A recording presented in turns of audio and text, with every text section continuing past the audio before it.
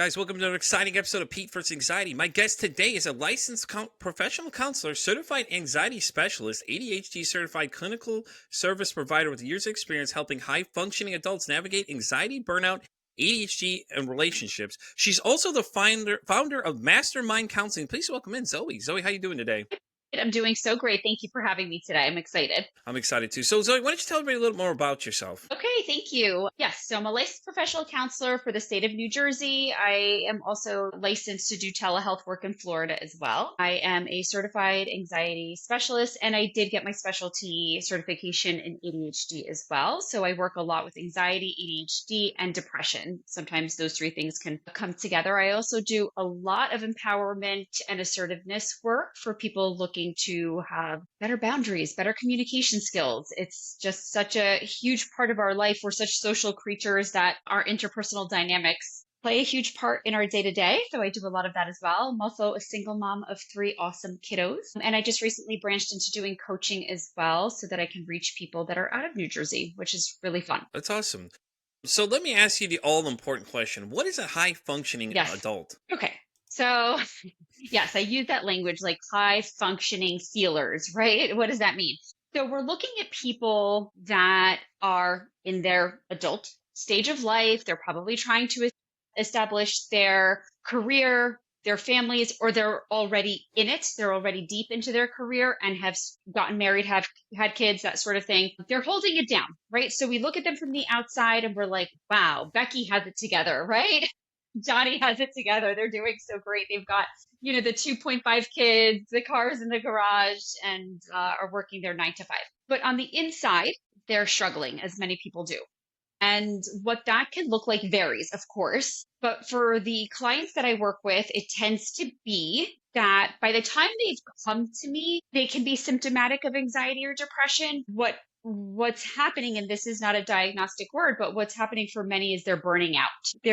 They're feeling the weight of everything, right? They're prioritizing everybody and everything in front of themselves. They are now effectively deprioritized and they are really feeling that. Yeah.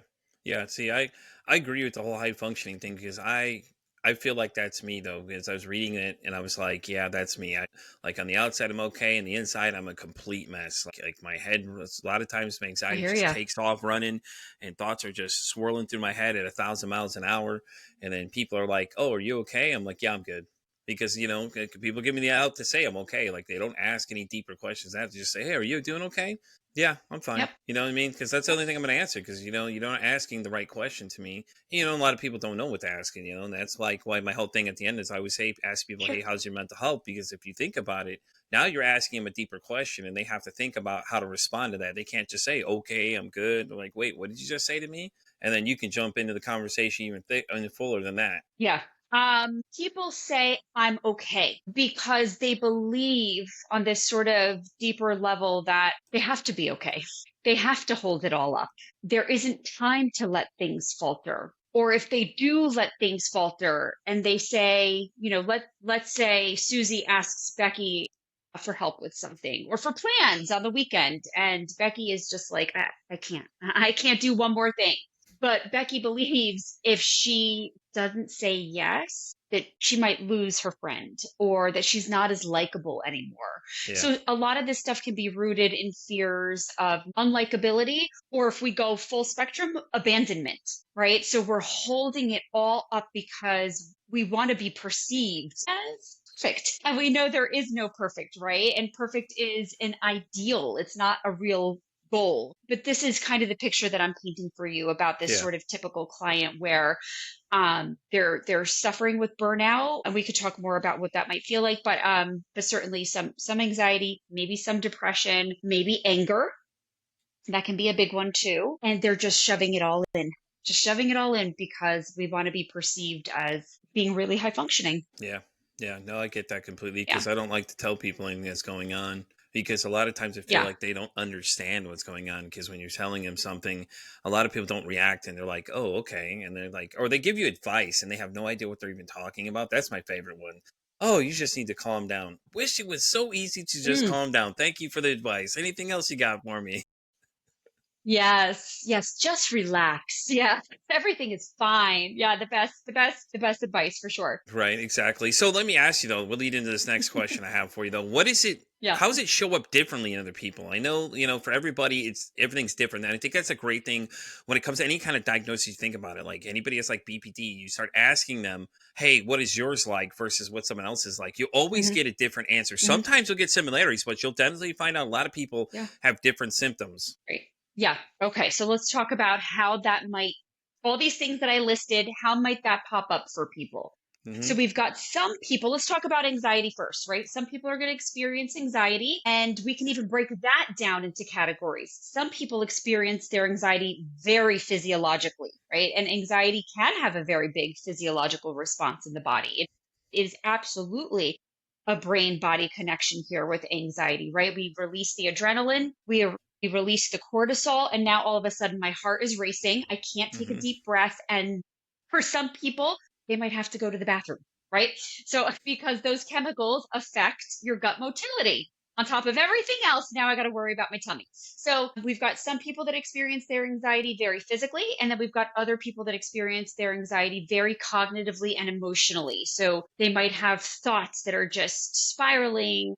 People use words like, yeah, spiraling or intrusion, right? That's another big one, feeling like the thoughts are intrusive, or just not being able to control them, right? Like not being able to stop them, an intensity and an escalation to their thought patterns. And emotionally might be like, and here's where we can break it down even more. Some people, you might see that their anxiety comes out in tears, right? They're feeling it as sadness in a way, overwhelm and sadness. And for other people, their anxiety might come out as irritability, frustration, and anger. Yeah. So that's just anxiety. And then we've got depression. Again, some people might feel it really physically, having a hard time sleeping, having a hard time with their cognitively and emotionally, right? Ruminating, thinking about thoughts in the past with a judgmental tone to it, thinking hopeless sorts of thoughts or feeling hopeless, like there's no end to this feeling, that sort of thing. So, how it comes up for people can run the gambit. And that's why it's so important to build awareness to how you're feeling it, so that if you do go talk to a therapist, you can say, "This is how I feel it in my body. These are the physical symptoms I'm having." And we didn't even get into the sort of like social component to some of these things that might be like having a hard time socializing, not wanting to, not desiring to, not having the interest or the motivation to. And then that word again, motivation, not feeling particularly motivated to engage with life in a meaningful, purposeful way. So it really, I mean, people can present with such a variety of stuff. There's no right or wrong. What you're No. feeling is true for you. Yeah. I agree. I think you hit it all on the head because those are the things I deal with. Sometimes it affects my appetite. Sometimes I just, Yeah. like, Oh, I'm a yeah. mess most days. Like, people don't even know the thoughts that are going through my head 90% of the time. It's like, it's a complete mess. It's like if you put it in a blender and just let it go, it's just gone some days. And other days it's okay, and I make it and in day to day it's kind of okay, and then I have depression, so let's add that fun little spin into Mm, everything else, and they got that feeding the other thing, and it's like, this is great, here we go, let's ride the Ferris wheel together, everybody. But it's like, I try to hold it together, yeah. and most people don't even know, like I do this when I do the show. Some days or some days I'm just totally really bad, and then I'll just get on here and do what I got to do, and then when I get off I go back in that mode again because I'm like, all right, well, I did my responsibilities for the day, let's go back and dwell in the darkness again. But it's like, it's hard when like I said, when you're having this conversation with people, because most people don't understand these things, or they all try to give you that advice. We're back to that advice again. All these sound great things. It's like, yeah, you don't understand. That's Yeah. why I don't talk to you. And I think that's what a lot of people don't realize is that a lot of these things you're saying don't. It doesn't matter. Like, you think you're giving great advice, but you're giving terrible advice because you have no idea what these people are dealing Mm. with. If you don't deal with it yourself, you would never understand it. So So, can I ask you, in the moment, what would you rather hear? What would you like to have your friend say to you in that moment instead of advice? I don't just listen to me. If I'm freaking out, just let me freak Mm, out, man. Because at that point, if I'm already at the edge, I'm starting to panic. Like telling me to calm down, I'm not going to calm down. Because like given the scenario, okay, so I was at work, I had a freak out moment, so I walked away for a minute, and then my manager comes up to me and goes, "Oh, you just need to calm down." If the other guy, he knew what was going on, and he was like, "You're good, yeah, okay, man." He's just sitting there listening to me. I'm just going off at 1,000 miles an hour, just rambling on about things. And it's like, don't come up to me and tell me to calm down. Once I'm already off that edge, I'm like, just leave me be. Let me just go, and I'll eventually yeah. wind down. But at that point, there's no stopping me once I'm going. I'm already in freak out mode, Yes. full blown freaking out. Like you coming up to me telling me to calm down is exactly what I'm trying to do, but you're adding more to it because like I know she meant Mhm. well, but she came over, was like, "Well, you just need to calm down." And the other guy's just standing there. He's just listening to me just go. And he knew exactly what to do because he was listening to it. And he was just like, "Okay, yeah, you're good, man." And he's just kind of like real mellow about it. But then she just kept throwing more in the fire. And I'm like, "Oh no." I'm like, I want to tell you to go away, but it'd be rude if I told you get the fuck away from me at this point. It just won't be nice. I can't do that. And it's just like I understand people I think they're think I helping lost you. you, but it's not. It's like just let me panic, let me have my meltdown, and I'll be good to go. I'll come back and I'll be ready to go, refresh, ready to deal with somebody else at the time. So because I just, yeah, yeah. Because once I'm off that edge, it's like just let me go, man. You might as well just let me let it out, and just because all the thoughts are Yep. coming out at once, and it's like word vomit. Like here it comes. Yeah. So you're spot on. When I say to my clients and whoever's listening today, when your brain, the amygdala, which is a very sensitive part of the brain, right? It's biologically wired to tell us that there's danger, and it can be sensitive. So it can think that there's danger based on the thoughts that you're thinking, right? So that's why it's important to manage our thoughts, but we'll put a pin in that for a second. When the amygdala gives that alarm, and you are now releasing those chemicals, the adrenaline and the cortisol, calming down is not going to be available to you in that moment Yeah, because your body is already on a chemical ride. You're already on the roller coaster, and calming down in the middle of that can be very, very difficult. So sometimes you just have to ride the wave and tell yourself, I'm okay, I'm safe, and I'm gonna come back down from this in a little bit. So, guys, if you're listening out there, please don't tell people to calm down if they're in the middle of escalated anxiety or a panic attack. It just unfortunately doesn't work. yeah. No, I agree, and I can feel it coming on too. So like I'll know now that how to identify because my pulse will start racing, my heart will start getting fast, Mhm. and I'll just feel like I can't catch my breath, and I'm like, oh yeah, I'm gonna freak out here if I don't get away from this. So a lot of times I'll walk away from conversations and things, and people find that to be rude, but I'm like, yeah, trust me, it's better I walk away than blow up at this point because once I start going, there's no telling Yeah. what's gonna get said next, and but it's like it's gotten better. But I know, like I said, like once I start feeling that feeling, I'm like, okay, I'm gonna walk away. I go walk in. I know this sounds weird, but I walk into the freezer and I take a deep breath, and just take a couple deep, and it helps you just refocus on where I'm at, and then I go back out and I'm fine. And people are like, "What are you doing in the freezer? What are you doing in there? Like, what is that?" I'm like, "You That, wouldn't understand." yes, that is actually a great trick. And it's good to have some of those tricks in your back pocket because there's going to be times where we can think ourselves into feeling better, right? We can kind of reframe our thoughts and be like, oh my gosh, I'm just like, I'm thinking something super negative or irrational. I don't really have any evidence to support that. And we're able to redirect our thought pattern. Great, amazing. That feels better. And there's other times where we need to redirect our behavior. Additionally, adding kind of to that, we might have to do some grounding techniques first to Hmm. kind of get out of that amygdala part of the brain. So, you walking into the freezer and giving your brain and your body something else to focus on. Oh, it's cold in here.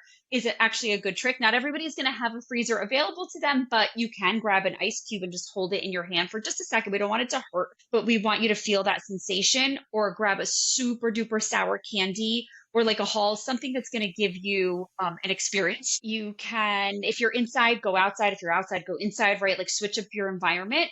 So that's actually a great compensatory behavior that you have figured out. That if you're outside, go inside. If you're inside, go outside. We want to give your brain a different thing to focus on, and sensations can be really good at that. Again, we're not wanting you to hurt yourself with, the ice cube, or if you're doing like a rubber band and snapping it, like don't hurt yourself. Just we want to give you a little bit of a different sensation.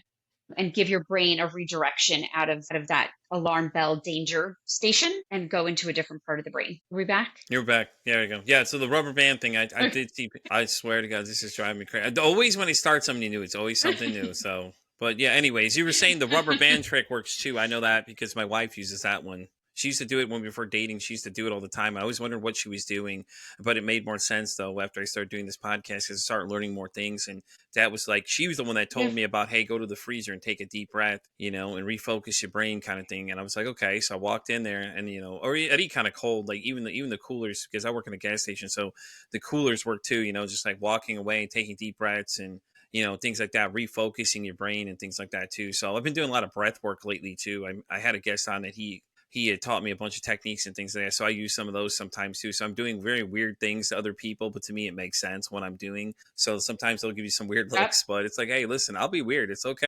It's okay. It's okay. Anxiety can be very treatable. We want you to try all the things, kind of, throw the spaghetti at the wall and see which strands stick, right? Yeah. It's okay to try the journaling, try the breath work, try the EFT tapping, teach yourself some grounding skills. We want to play on the brain's capacity for neuroplasticity, right? The brain's ability to change. And the way that we do that is by being consistent and applying the effort, right? So if you're going to do mindfulness based activities like meditation, like progressive muscle relaxation, EFT tapping, etc., set aside time to do it every day. If you're going to work on your cognitive patterns and start changing your thoughts, make it a lifestyle change, right? Like I'm going to commit myself to thinking in a healthier way every day. And little by little, you will create neural pathways, new ones, better ones. Don't give up, right? Challenge core beliefs that aren't serving you well. Challenge negative thoughts that you're just kind of pulling out of the air anyway, right? They're not based in fact so many of the times. Your worries aren't serving you. Your worries aren't changing outcomes, and your worries are not adding another second to your life, unfortunately. Yeah. So keep at it little by little. Don't worry if it's weird. Don't worry if your BFF isn't doing it.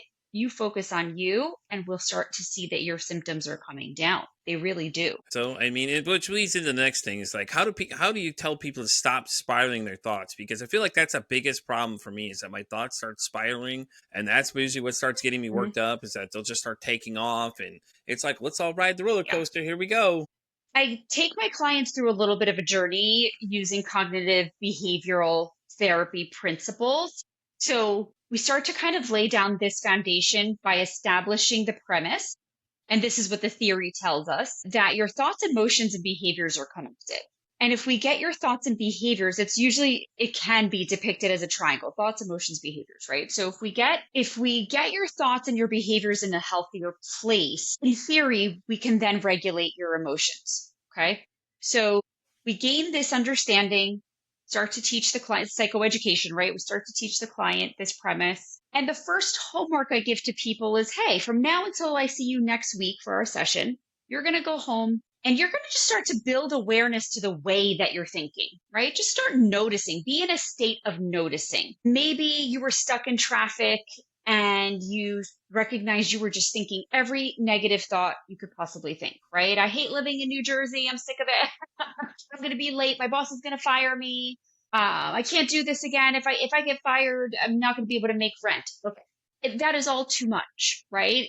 You're going to the bad place. You're going to the place where you're now catastrophizing your life, really, right? You have no evidence to support that your boss is mad at you, wants to fire you, anything, right? So one is build awareness. Without awareness, what are we changing? We have to build awareness to what you're thinking, when you tend to think it, and what emotions are being elicited when you think it. That's step one. Step two is now we start to learn how to reframe them. Now that we're catching them, and I encourage people to write them down, right? Grab that journal or the notes app of your phone. It doesn't really matter, and write down what your thought process was, because now you can bring it into session, and together we can be like, oh, that's what you were thinking. Let's come up with a new thought, right? Let's come up with a new thought. And sometimes, if we're using this traffic example that I started with, sometimes we'll take the thought and make it, we'll keep it specific to that situation. So it might sound something like, okay, I'm all right.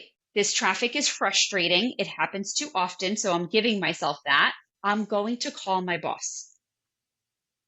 Right. So instead of going to this catastrophic place, we're redirecting ourselves into a more practical, logical response. Sometimes things are going to come up and you're going to be like, I don't know how to reframe right now. I can't come up with anything better. This sucks. But can you tell yourself in this moment, I'm okay. In this moment, I am safe.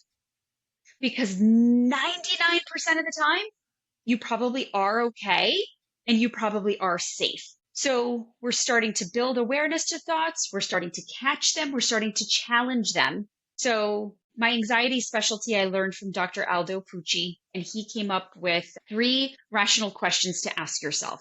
So let's go through them because this can help catch your thoughts, right? Question number 1, are my thoughts based on facts? That guy in the car that's saying my boss is going to fire me, he doesn't have that fact. He doesn't have it, right? So are my thoughts based on fact? Yes or no?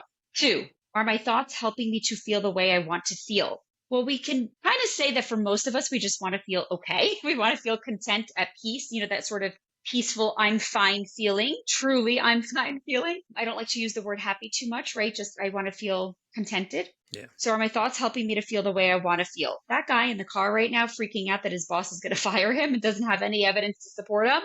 He's not fine. He's not feeling good. He's probably worried and anxious. And lastly, are my thoughts helping me to achieve my goals? If your goal for the day is simply, I just want to get to work and get started. I just want to get to, or I want to finish my project is due to the professor tomorrow. I want to just cook a meal for my kids, or it could be bigger goals, could be, I'm talking a little bit more kind of in the moment sort of goals, but it could be bigger goals. If you answer no to any of those questions, we need a thought redo. We got to reframe. So we pluck away at it little by little, catching the thoughts, putting them on trial, and reframing them to something that feels better.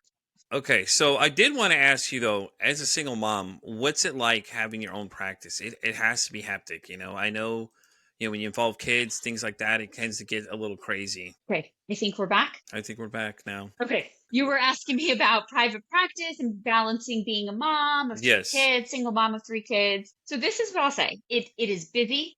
We are very busy as a family. I'm the owner of a group practice, so I have employees as well that I want to take care of and make sure that they're doing well and succeeding too. So It's a lot. the It's a beautiful lot to thing juggle, about man. it, yeah, it's a lot. It's definitely a balancing act. The beautiful thing about having your own private practice and being somebody that is sort of schedule based is that you make your own schedule. So on a day where I have my kids, I'm making sure that I'm stopping my clients, at least for a little while, at 2:00 so I can start going to do the pickups from school. On the days that I don't have them, they're with their dad. I can work later in the day. So there's a way to balance it out. There's no, again, like I said earlier, there's no perfect. We strive for the best that we can and we make it work. We're a team. That's good though.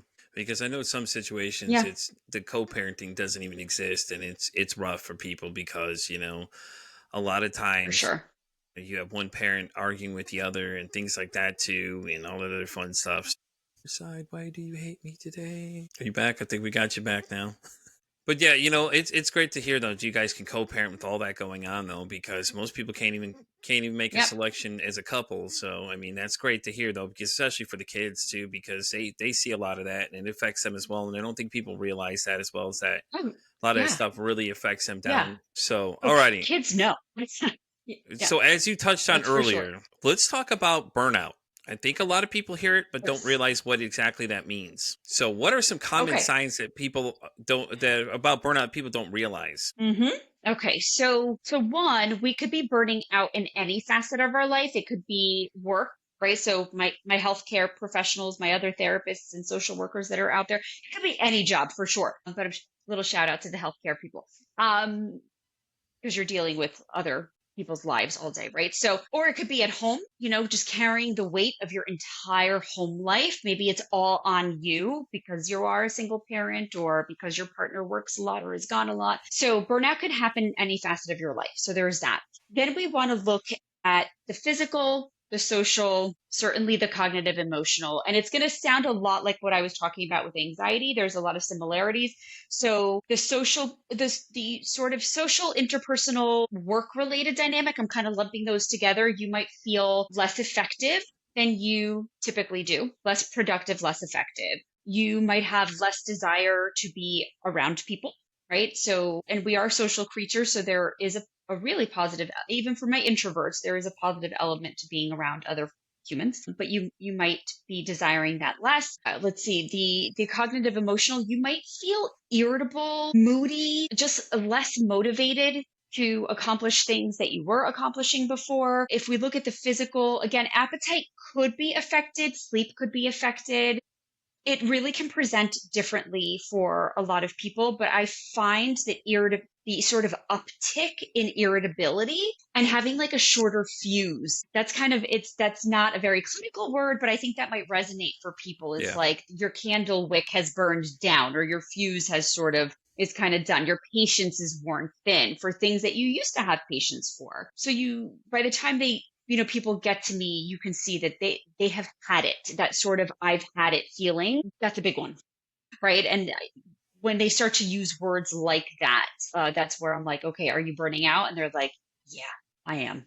I've had it, Yeah. carrying the weight of the world on their shoulders. And so what's important to note here is if you notice, there's so much overlap between what I just described and symptoms of anxiety, symptoms of depression. So it's important to go chat with your therapist, or if you don't have a therapist yet and you want to talk to somebody, you can start with your primary physician. Go to somebody, right? Go somewhere. Don't just hold it in, right? Go talk to somebody about it because your primary could also give you a referral out to a psychiatrist or a therapist or something like that. It's important to go talk to somebody because there is all this overlap, right? And because we want you to get help, of course, but we have assessment tools that we can use to start differentiating like what is actually happening, what are we looking at here. So a therapist can do what we call a GAD-7, which is a really short little assessment just to see, is there generalized anxiety happening? Or we could do a PHQ-9, which again, super short, and your doctor likely has these too. They're very common assessments. So is there depression happening? So go talk to somebody. And we didn't touch on this yet, but all of these things can also be challenges that people with ADHD Hmm. also face as well. So if you're on top of everything, having continued motivation issues, attention and focus issues, hyperactivity and impulsivity issues, please mention that to whoever it is you're going to talk to because there are assessments and evaluations for that as well. And now we can start to get a clear picture of you, what you're truly experiencing. And now we also have numbers. Right. So if you come in and I do an assessment and I see your GAD-7 is at like a 17 or something, that's pretty moderate to severe. Well, now that we're working together, I can do it again for you next month, right? We can assess next month. Oh, look, you went down to a 14. We're making progress. So go and talk about your symptoms. Please don't hold it in. You don't have to suffer. No, I agree. I think you make great points there just to talk to somebody about it because I do feel like a Yeah. lot of people are at that stage now. They're just like, fucking, you go into some places. I know when I went to one place where I was working, it was like that in the beginning. The girl was just like so pissed. I was like, well, I don't know what you're so mad about, but all right. I'm like, I get y'all burnt out and everything like that. And you're just like, you're so upset because the situation was you're so shorthanded, you're having to do all this extra stuff. And it's like, I feel like some days too, but I'm just kind of at the mode now. I'm just like, fuck it. I'm not going to let it ruin my day at this point. I'm like, you know what? I'm just going to get done when I have to get done. I get done when I get done at this point.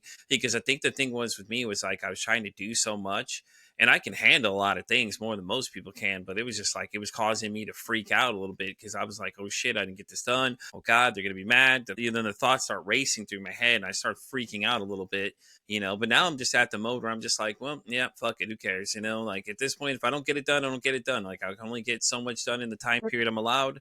And after that, it's like, That's why it. would it continue to stress me out? Because it was coming home with me too, and then I was stressing out at home and I'm freaking out at home and yelling and getting mad at other people for nothing. And I'm irritable at that point. And then I work third shift. So sometimes, sleep for me doesn't exist because my brain's going 1,000 miles an hour. all that other kind of stuff. So everything's playing into factors. It's like one big mosh pit of just things going on at once. It's like dog pile time. Let's see how much I can Yeah. handle till I go crazy. But it's though, yeah, I have a system of people though I can call, like if I needed to. Like some of these people know if I'm calling you at 2 a.m, it means I need to talk to you because I'm about to freak the hell out on somebody. And some people I work with too, some people are really close to me at work. Like I said, there's only very few people that understand what goes on in my day-to-day life. I talk to them about things, so they know what's Mhm. going on. So if I'm freaking out, like the one guy, he's just watching me just melt down. He's like, all right, you're good. He's just kind of hanging because he knew exactly what to do. And like, he just stood there and let me just go for it. And he's just talking me through it. All right, bud. Yeah, you're good. And he's real calm too. Like, I've yet to see this man freak out ever, but he has a real mellow voice, so it's just kind of soothing. And he's just talking me through it. All right, yeah, it doesn't matter what I'm saying. He's just agreeing with it. Okay, man, that's cool. Yeah, man, you're good. Yeah, no, I get you. I get that, bud. No, I get that completely. And it's just like he's not doing anything, but he's doing something at the same time for me. Right. And that's all it takes a Hmm. lot of times for some people is just hear them out. Yes. Like I think that's when it comes to a lot of stuff. It's just listen to people. Sometimes people just want you to listen to them. They don't need you to say anything else. And I think that's where a lot of people Yeah. fuck up a lot of things. As I would say, they fuck up a lot of times. The thing is that they start trying to tell you things. It's like, no, I need you to stop talking in the nicest way possible. Just shut up and listen. That's all I need you to do. So Yes. I think at our core, at our root, as humans, we want to be heard and understood. And if somebody also happens to throw in some reassurance or validation, that helps too. We don't want to rely on people for reassurance and validation. We want to be able to do it ourselves, but being heard and understood feels really freaking good, right? Sometimes we don't need solutions. We don't need a technique or a strategy. We just want somebody to open their ear and their heart to us. And I find that happens a lot in therapy too, is people, some days they come in and we need coping strategies and we need tools in our toolbox. And I'm so big on that. But other times people just need your heart and your mind and your ears to be open to them. That's it. sure. That's the way Zoe puts it. I just say I just need you to shut up and listen. But listen, they both where we get to the same place. So let me ask you the all important question, and the whole reason this whole podcast even started was what do you want people to Yeah. understand about therapy or coaching and how it actually works? I think that was a great question you had listed because I think a lot of people get those lines blurred and they go based on what they Right. hear versus actually knowing Right. anything. Yeah, I think a lot of people are afraid that they're going to have to come in, meaning go into the office or virtual, because we're a very virtual world now. We have remote sessions that they're going to come in and that it's going to be like, tell me all your thoughts and feelings. Hmm. What are you feeling about that? And what do you feel Or about the whole that? And what do you couch feel about thing. that? I mean, Tell me what you think about that. It's not what it's like. it's not what it's like. I'm not going to make you lie down and tell me about the time that you were 2 years old and what your mom did. I mean, there's elements of that sometimes, but a lot of the time it's just the client comes in. We build a great rapport together. That's so important to me, is having an alliance with my clients. So they're like, yay, I get to talk to Zoe today, right? Super important. And if your therapist isn't giving you those vibes of making a connection with you, think about it, right? Because I, there I are think people out I there think that right will there, make real a quick. I connection think with you you. make a really great point right there. Yeah. If you're not connecting to them, you can go to someone else. I Yeah. think people feel like they have Yes. to continue going, but it does. You don't have to. They already know. A lot of them will tell you in the beginning. Listen, we'll do a quick. We'll meet each other, see what you think. If you feel like we don't vibe, it's okay. My feelings aren't hurt at the end of the It's day. okay. You got to go talk to No, somebody else. I may not fit you, and I think that people need please. to understand that it's like just if it's not for you, bail out. If you don't like their vibe, or you don't like something they're saying, or you don't agree with them, okay, cool. Then there's tons of people out there. You don't have to sit there and keep going Yes. if you feel like you're not getting anywhere. Yes. There's lots of us and we're here to help you, please. And I think sometimes people get in their head like, well, I don't want to hurt her feelings. This is our work. We've trained for this. We've prepared for this. It's okay. At the end of the day, I want you to get the best care for you. Yeah. So if I'm if I'm not your vibe, or I don't have the tools, like let's say like I'm an anxiety specialist, ADHD specialist, right? I work with autism, depression, interpersonal relationships. If you need somebody that's going to help you with your drug addiction, your eating disorder, domestic violence, and those aren't my thing, I'm going to help you find somebody that is more appropriate for your care. So we're here to help. And yes, bail. If you need to bail, bail. Let I us know. also Right think now, I I think, also think you made another guidance really healing. great point is that you specialize in when you're looking for therapies. A lot of times the therapist will have listed these are things I specialize in, so you know like what to get Yeah, into. So if you know what you're looking for, totally. you can go look and see. A lot of them will list, okay, these are the things I cover. So if they're not a topic you don't cover, don't go 100%. to them. Obviously, common sense would tell you not to Don't go. go. And if you Hmm. don't know, I mean, you're obviously gonna have to do a session anyways to figure out what you're dealing with. That way you can better attack it. Yeah. Yeah. Go on psychologytoday.com, go on Headway, go on Alma, go on the therapist website if they have one. Their bio will tell you what you need to know. Read those bios and then take a consultation call if they offer them or that first appointment and vet them. Ask them the questions, right? We want you to. So there's that, right? So there's that piece is please find somebody that you feel resonates for you. And then just be prepared to chat, right? Like when a client comes and sits down, the first thing I say to them, well, I say, hi, how are you? But I'll say, catch me up on life. What's going on? And I just leave it open for them to be like, girl, let me tell you what happened over the weekend. Or, I was thinking about something that happened a decade ago. Okay, tell me, talk to me. What happened? It's your ride. I'm on it with you, Hmm. right? So I might ask you great questions along the way to help you process and dig into it a little bit more. Like, he said that. Okay. How did you feel about that? I might ask you about your feelings because it's good for you to know them, but it's not going to be 50 minutes of me, looking at my clipboard, writing about you and staring at you.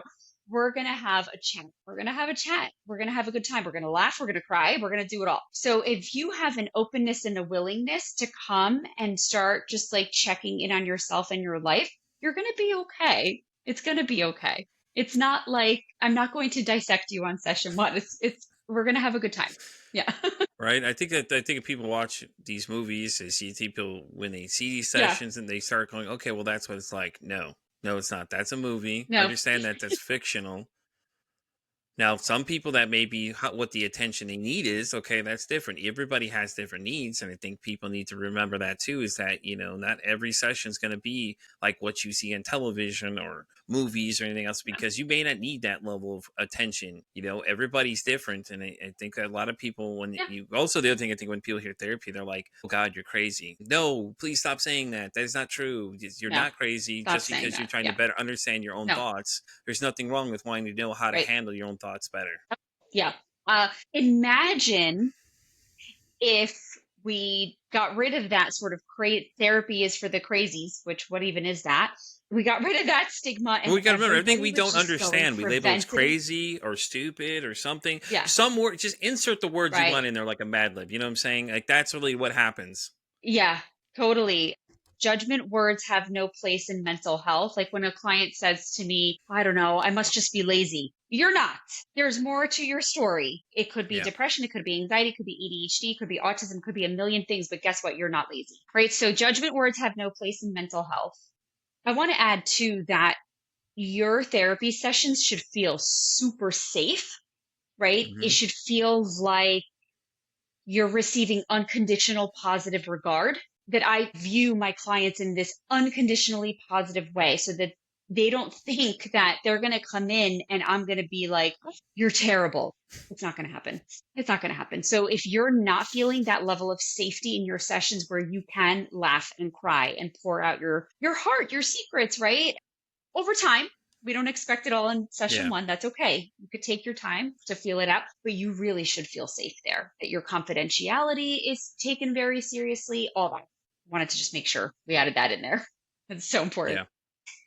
No, I agree. I agree because a lot of people freak out about their confidentiality. Like, oh, it's funny you say Mhm. that though, because one girl I know, she was like, I was trying to talk to her about it. I'm like, you should go talk to somebody. If you're having thoughts, you should talk to somebody. I suggest everyone go talk to somebody if you need to. And she was like, well, they're going to tell the boss about it. They can't tell the boss about it. They can't tell anybody, in fact, You about it can't. unless you're threatening to harm yourself and it No. gets to that point. There's a different story. Now, if you're talking about you're going to go in there, you're thinking about killing yourself. Okay, well, let's have a different conversation, obviously. But if you're just going there to talk about the thoughts that are Yeah, going that's on in your different. head, And I had to reassure her. She's like, "Are you sure?" I'm like, "I'm positively sure that they can't break that confidentiality. And why would they tell your boss anything? Because it's not their place to know anything about this kind of stuff. Whatever you do in your free time or your whatever attention you need and all that other kind of stuff, it's none of their business. You don't have to disclose anything to Hmm. them.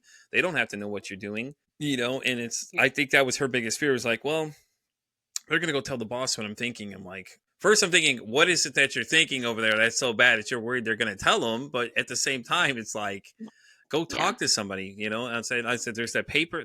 We have a thing at back where they offer like 4 free sessions with somebody. You can reach out if you need help, kind of thing, which is really great. I told her, I said, go that paper and go talk to somebody, man. Talk to them and see what they think. Let them feel out the process with you and see, if they can't help you better understand things, because I know she juggles a lot, and she always asks me random questions and things. And I'm like, well, just talk to somebody. I'm telling you, man, trust me. It'll help you so much better. You better understand the thought process. Hell, you may even figure out some things about yourself you didn't even know, and all that great stuff. Because a lot of people come talk to me and they're like, well, hey, I know what you do. And it's funny when they say it to me, because it makes me laugh. I'm like, okay, what is exactly I do? She's like, you have these kind of conversations all day. Like somebody came and told me something in confidence. And she was like, look, Kara, can I talk to you about something? Which is great, because I have all these people I meet as resources. I'm like, well, let me reach out to somebody and I'll ask them. And then, just like you said, they were helping me find somebody to help her out. I'm like, hey, listen, I got this situation. If it's something you don't know, or you know somebody better that can handle this situation, where should I go? And they were like, yeah, hold on, let me show it to you. I'll send you the information for this person, which, I gave it to that girl, because I was like, but it always makes me laugh when people say it to me, like, oh, I know what you do. I'm like, do you really know what I do though? Like what are we talking about here? Hold on. Because I'm always like, what do I do? What are you Yeah. talking? If we're talking about the time I cross dressed on the weekend, that was only a bet. But anyways, that's another story. You know what I mean? It's like, it's funny, because they're like, because I know a lot of people, like, they know what I'm doing and a lot of the stuff I do. And there's people that watch it that come in and see me where I work a lot of times and say, oh yeah, I've been watching it. And there's the most random guy that came in. He was like, yeah, man, I've been watching it. I like your show. And I'm like, awesome. It's more like, a little bit of So imposter syndrome cool. comes in. It's so interesting when you hear people say that they appreciate what you're doing, because it's like, all I'm having is a conversation. Okay, cool. I try to play it off, but I'm like, all right, and things like that too. So, but anyways, Yeah. as we start getting ready to wrap up, I have 2 important questions to ask you. Okay, so this one actually comes Okay. from a friend of mine. Me and her, when we were interviewing, she asked me a Okay. very interesting question. So, Zoe, my question to you is, if your mental health had a song, what would that song be? We've had some great answers to that question. Uh, you know, I'm going to tell you what came into my head first. And we're just going to go with what popped in first. One of my favorite bands of all time, Guns N' Roses, Welcome to the Jungle. Oh, there you go. I am a busy brained person, and sometimes it feels like a jungle in there. Yeah. Oh, I believe it. Yeah, Axl Rose screaming Beautiful too. jungle, but a jungle nonetheless. Yep, you got Axl Rose screaming there. Welcome Yeah. to the jungle, baby. You're Yeah. Yeah. gonna die. Yeah. Exactly. Yeah, that's great. Like, listen, I've had some interesting answers. I had Yeah. That's such a great question. I had the author Susan Snow come on, and she said that Rage Against the Machine was hers. And I was laughing. She's like, because she said right before, I said, Pete, you're gonna make fun of me. I Nice. said, I'm gonna make fun of you. How so? She's like, well, it's Rage Against the Machine. I'm like, yeah, it's about time somebody said Rage Against the Machine. I love that. It That's a was an great interesting question, question. because it's always, because everybody says that thing like, oh my God, it's a great question. I said, it is a great question, isn't it? Because the answers you get, you never know what people are going to say. And I was laughing. I had another person on. She said Michael Jackson's Beat It. And like, you would never seen it coming if you just went based on what this woman's appearance was. You're like, what? It's like, Hmm. yeah, Beat It by Michael Jackson. I'm like, okay, all right, I'm feeling this. All right, I like that one. Cool. Like I said, Rage Against the Machine is the Well, one we're that gonna made a have lot to of make artists. that's a great Instagram poll question. That's Right? a good one. I love it. Exactly. Yeah. Here's the Or question yeah. for you. If you could break Yeah. the stigma about mental health, like anything you hear somebody say that you're just like, you want to go like, I just wish you'd stop saying that, please. What would it be? Yeah. I want to start by saying that for most people, and yes, there are people that are going to have disabilities and intellectual challenges and things like that. But for most typically developing people, first things first, there's no judgment. You're okay. You're a human on this earth. You're having a human experience. You get to take up space. And yes, sometimes the brain can be a funky place to navigate, but that doesn't make you bad. It doesn't make you lazy, and it doesn't make you crazy. You are okay. And sometimes you just need a little help along the way. And there is somebody out there that's going to help you and metaphorically hold your hand on that journey. Yep. I love it. I absolutely love it.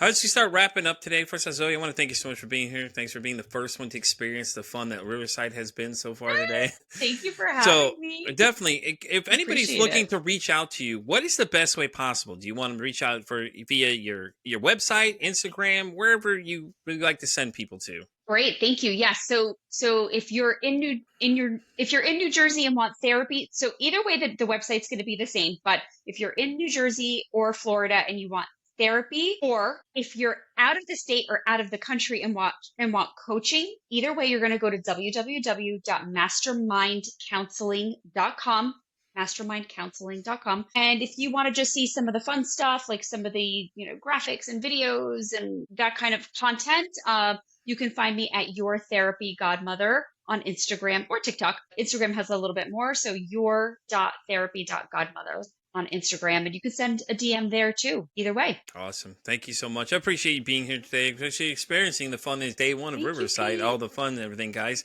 And I'm Yes. and I'm Pete for It's going to Anxiety. get better. Oh, I hope so. I'm Pete for Anxiety. Guys, you know where to find me. I'm on X all the way down to TikTok. I'm on Spotify all the way down to iHeartRadio. And as I always say, it costs nothing, absolutely nothing to be kind to somebody. One kind act you could do, you could save someone's life, or hell, you can make their day. I'm Pete for Anxiety signing off saying, don't ask how your day is today. Say, hey, how's your mental health today?